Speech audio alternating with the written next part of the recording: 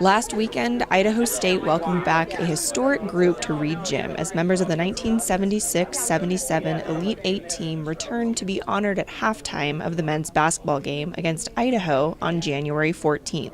This season marks the 40th anniversary of ISU's victory over powerhouse UCLA to advance to the Elite Eight, the deepest run in the NCAA tournament by any ISU team in history. It's wonderful, awesome to be back to see the old facility that's been here forever.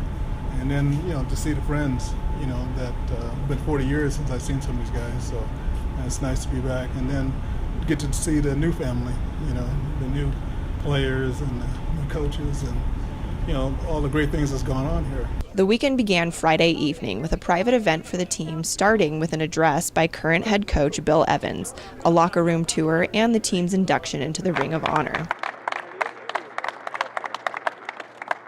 As part of the evening, the former players spoke to current men's basketball players regarding that historic year and the team chemistry that made their season so successful.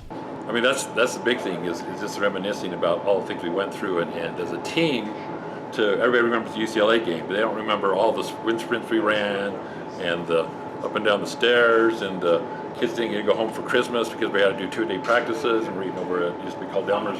All those stories and all the things we did to build our team camaraderie right there.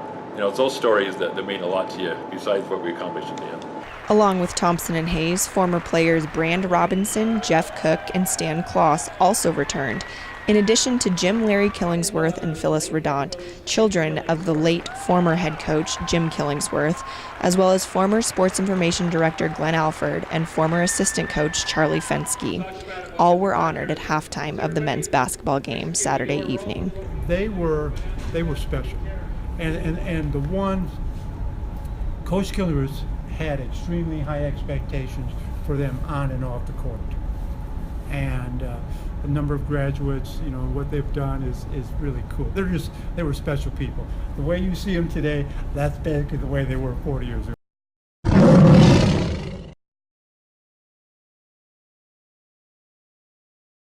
I don't really know what I'm supposed to say now, but it's great to get back here. I actually grew up 60 miles from here, so when I was recruited from high school, I had like about 5 schools that were actually interested in me: Boise State, Utah State, University of Idaho, and Reno. I think that was it. So it made Big John across here to Idaho State. But it was great to be here. I've got some daughters living here, so I get back here usually during the summertime. I live in Texas right now. But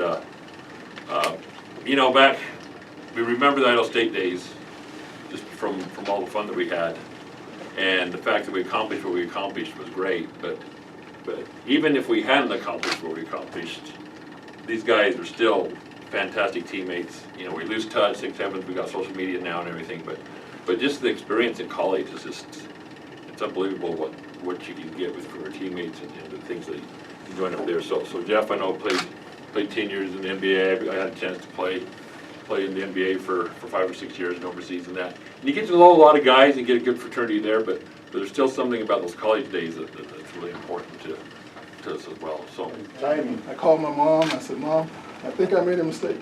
I don't know I should be up here." She said, "Son, you made your bed, you lay in it. So there's no way I was going back home." So then I decided, well, the best thing to do is put my best foot forward. And like I said, once the practice started, around October, I got better. We started playing and traveling and doing some great things. But we had this stupid prop plane that we had that had 2 engines on the side. Thing didn't have a bathroom on it, man. Didn't have a bathroom. And we was going to Arizona. We went back to Marshall in West Virginia. Remember that thing when we had to land in North Platte, Nebraska? Coach had to go to the bathroom. Chain smoking all the time. Yeah, it was cloudy. It's all foggy. We was going down through this stuff. We couldn't see nothing. But that's. And you missed before you. I think it was my freshman year or sophomore year. Okay. And there was a blizzard, and we had a flight that passed us to go over the mountains, and it was the scariest flight I'd ever been in. So scared that Killer actually said we never fly on that plane again. So we busted up to Montana for that season. There's one other thing that these guys didn't mention. They were unbelievable, willing to work. They worked extremely hard. They didn't have bad practices.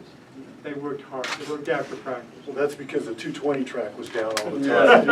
And if we screwed up, we were doing 220s. And then we had to make sure Coach he Kelly made it in Coach 30 seconds or I we know. would keep going. Yeah, we knew, you know, if I can get the ball to Steve down low, I knew either he's got a fadeaway jump shot or he had a great hook shot, you know. Talked about it once I've been back here. Was everybody executed? We knew our role, we knew what we needed to do, and we went out and did that. And we didn't care who did what, as long as we came away with the W that night and believed in ourselves. So I would like, on behalf of my teammates, I would like to thank everybody here in Idaho State for all the support we've had through the years. And I'd personally like to thank my teammates for the great memories and accomplishments we made through those years. I just wish some more of our teammates would have made it back. But thank you so much.